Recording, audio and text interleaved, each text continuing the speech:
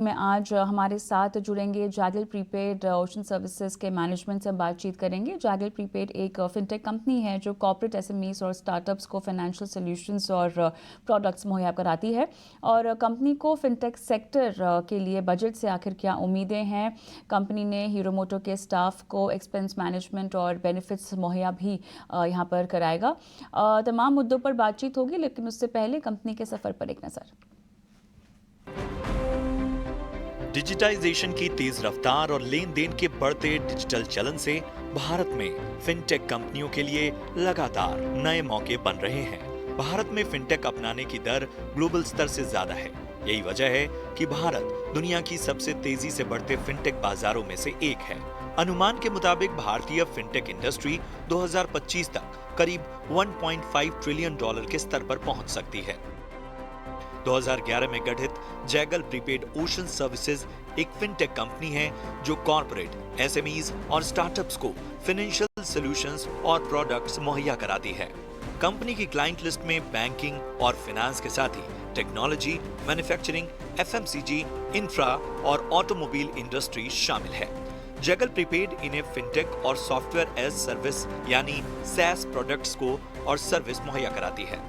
मार्च 2023 तक के आंकड़ों के मुताबिक कंपनी ने बैंकों के साथ डील में अब तक 5 करोड़ से ज्यादा प्रीपेड कार्ड जारी किए हैं। साथ ही करीब 23 लाख यूजर्स को अपनी सर्विसेज दी हैं। हाल ही में जैगल प्रीपेड ने हीरो मोटो कॉर्प के साथ करार किया।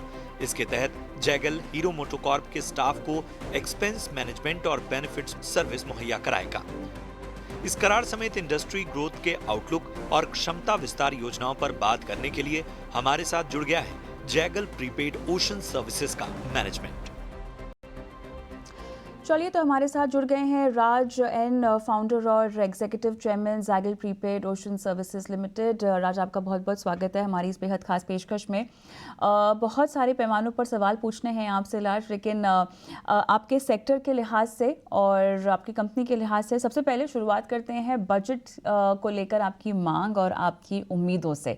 बताइए, ऐसा नहीं है कि सरकार का फोकस यहाँ पर इन तमाम क्षेत्रों पर नहीं है, लेकिन ऐसा बहुत कुछ किया जा सकता है जिससे विकास बढ़े और जो पॉलिसी रिफॉर्म्स की हम झड़ी देख रहे हैं उसमें ये सेक्टर भी आगे शामिल हो। तो शुरुआत करते हैं आपके बजट की उम्मीदों से ही। बताइए। देखिए, ये बजट थोड़ा सा टाइट बजट रहेगा गवर्नमेंट के लिए, बिकॉज पिछले 10 सालों से government had a free hand और इस बारी थोड़ा सा hand little bit tight up रहेगा क्योंकि उनको बैलेंसिंग एक्ट करना है। सो फिनटेक की तरफ से अगर आप पूछेंगे तो मैं बहुत ज्यादा एक्सपेक्टेशंस है। हमें हमें लगता है कि भाई एक डिजिटल बैंक अनाउंस करना चाहिए जो एक फिनटेक और एक रेगुलर बैंक के बीच में हो। फिनटेक के पास पूरी डिजिटल की पावर है और बैंक के पास बैंकिंग की पावर है। अगर डिजिटल बैंक कोई ऐसी चीज इंट्रोड्यूस की जाए इन दिस सेक्टर, तो कंज्यूमर्स के लिए बहुत बेनिफिशियल होगा। तो मुझे ऐसा लगता है कि अगर ये एक पर्टिकुलर पीस अगर एड्रेस कर देती है गवर्नमेंट की भी, we will be announcing digital bank जो बेसिकली आरबीआई के परव्यू में रहता है। लेकिन अगर थोड़ा सा भी अगर हमको वो बेनिफिट मिल जाए, फाइनेंस मिनिस्टर वो डायरेक्शन में ले जाए, तो हमारे लिए बहुत बेनिफिशियल रहेगा। एक एक ये है। सेकंड चीज ये है कि जो टैक्सेशन है, आज अगर आप देखें तो मिडिल क्लास इनकम ग्रुप में हमको दिखता है कि बहुत ज़्यादा टैक्सेशन है। अगर थोड़ी रियायत टैक्सेशन में दे दी जाए तो बहुत बेनिफिशियल रहेगा, क्योंकि मिडिल क्लास जो ग्रुप है, जो बेसिकली सारे एम्प्लॉइज़ जो आते हैं, उनके ऊपर काफ़ी प्रेशर है। तो या तो वो थोड़ी रिइम्बर्सेबल आइटम्स जो हैं उनको बढ़ा दें, या फिर कुछ ऐसा कर दें कि भई टैक्सेशन का इम्पैक्ट जो है वो थोड़ा कम हो जाए। काफ़ी मुद्दों पर यहाँ बातचीत की है और आपकी उम्मीदें भी हैं बजट से, लेकिन अब सवालों में सबसे पहला जो ताज़ा एग्रीमेंट हुआ है हीरो मोटो कॉर्प का, उसके बारे में जानना चाहते हैं। कुछ डिटेल्स प्रोजेक्ट को लेकर और एक्सपेक्टेड रेवेन्यू पोटेंशियल्स को लेकर क्या आप दे पाएंगे हमें? सो कविता, एक ये बहुत ही अच्छा, बहुत ही बड़ा ग्रुप है hero motor Corp. Thousands and thousands of employees हैं उनके साथ, और हमने इनका सेव जो हमारा प्रोडक्ट है विच इज़ एक्सपेंस मैनेजमेंट और एम्प्लॉय बेनिफिट्स, वो हमने इनके साथ साइन अप किया है। जो आने आने वाले सालों में ये मेरे ख्याल से बहुत ही मतलब महत्वपूर्ण ढंग से हमारे रेवेन्यू को ऐड करेगा। सबसे बड़ी अपॉर्चुनिटी ये है कि किसी भी कॉर्पोरेट में जब हम एक सॉल्यूशन बेचते हैं, तो हमारे पास अपॉर्चुनिटी रहती है कि भाई दूसरे जो हमारे बाकी प्रोडक्ट्स हैं हम वो भी बेच सकें। तो हर कॉर्पोरेट में क्रॉस सेल की अपॉर्चुनिटी बहुत बड़ी है, और हमारा बहुत ज़्यादा फोकस है उस अपॉर्चुनिटी के ऊपर कि भाई हम किस तरीके से मोर एंड मोर प्रोडक्ट्स बेच पाएँ एक कॉर्पोरेट के अंदर। मेरे ख्याल से जब बातचीत हुई थी पिछली बार आपसे राज, तो यहाँ पर रेवेन्यू ग्रोथ, हायर स्पेंड्स जो हम देख रहे हैं कस्टमर्स की तरफ से जो आता हुआ दिखाई दे रहा है, उसमें बहुत ज़्यादा ऑप्टिमिस्ट कॉन्फिडेंस दिखाई दे रहा है। तो फिलहाल उसकी स्थिति क्या है डिमांड ट्रेंड्स के लिहाज से, क्लाइंट कॉन्फिडेंस जो आपके एग्जिस्टिंग कस्टमर्स हैं, और साथ ही अब इसमें कितना प्रतिशत आपको लगता है कि इजाफा हो पाएगा वॉलेट शेयरिंग ग्रोथ के लिहाज से, अगर हम समझना चाहें तो? इसमें जो ग्रोथ आती है कंपनी की वो 4 वजहों से आती है।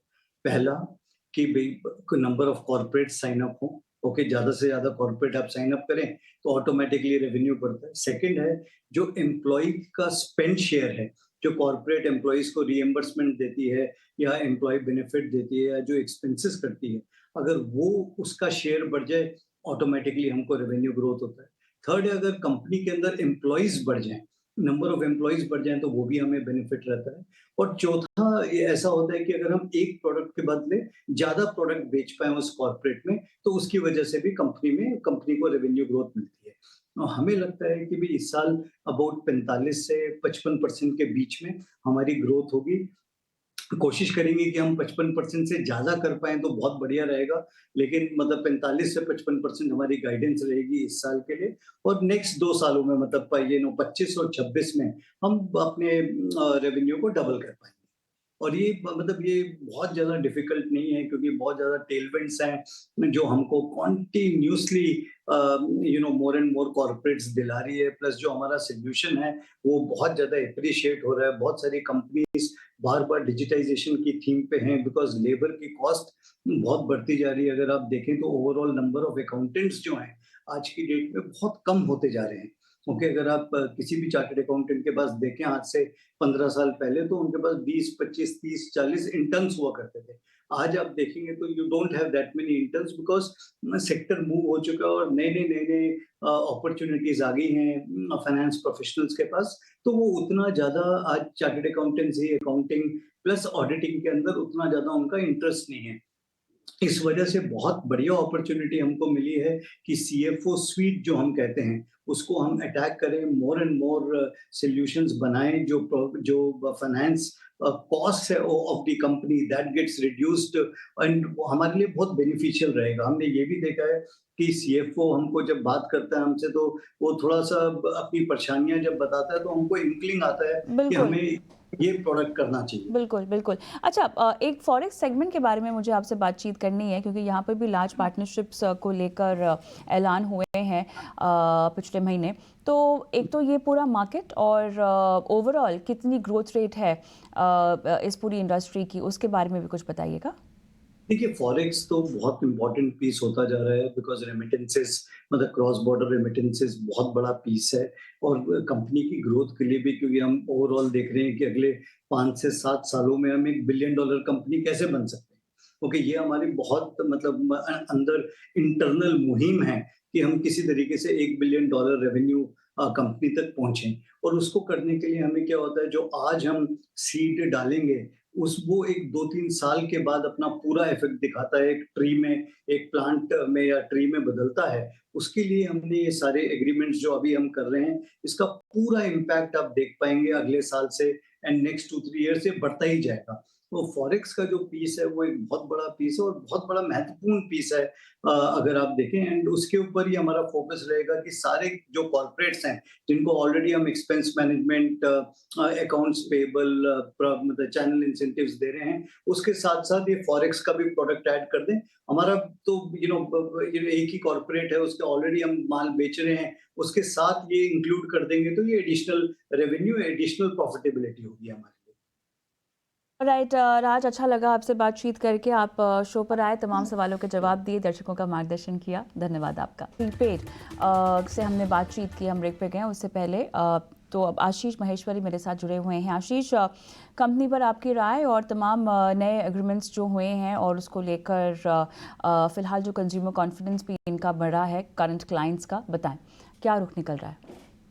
देखिए, फंडामेंटली देखा जाए तो कंपनी काफ़ी अच्छा परफ़ॉर्म कर रही है और बिल्कुल एक अच्छे सेक्टर में भी है, कोई कंपेरेबल कंपनीज़ भी नहीं है। करीब 3,000 से ज़्यादा क्लाइंट बिल्कुल कंपनी ने एक्वायर किए हैं, वो सारा पॉज़िटिव है। बट मुझे लगता है कि चूँकि ₹164 में आईपीओ पिछले सितंबर में कंपनी का आया था, तो उसके बाद से हमने देखा कि एफआईआई और डीआईआई इस दोनों ने इसमें काफ़ी मुनाफ़ा वसूली की हुई है। क्योंकि क्वार्टर ओवर क्वार्टर हमने देखा है कि जो फॉल आ रहा है उनकी होल्डिंग का, जिसके कारण से थोड़ा स्टॉक में गिरावट है। बट फंडामेंटल कंपनी के अच्छे हैं और मेरा मानना है जो 44 करोड़ का मुनाफा कंपनी का था, इस साल करीब 75 से 80 करोड़ करने का बिल्कुल पोटेंशियल है। ज़रूर थोड़ा-सा 3,500 करोड़ के मार्केट कैप पे स्टॉक महँगा है, बट मेरी सलाह रहेगी कि मे बी ₹260-270 के लेवल एक अच्छे लेवल्स रहेंगे इस स्टॉक को लंबी अवधि के लिए ऐड करने के। चलिए, तो लंबा नज़रिया और इसको फ़िलहाल गिरावट में खरीदारी करने की सलाह भी दी जा रही है। आशीष, धन्यवाद, आपका समय निकाला और मार्गदर्शन किया, दर्शकों का तमाम सवालों के जवाब भी दिए।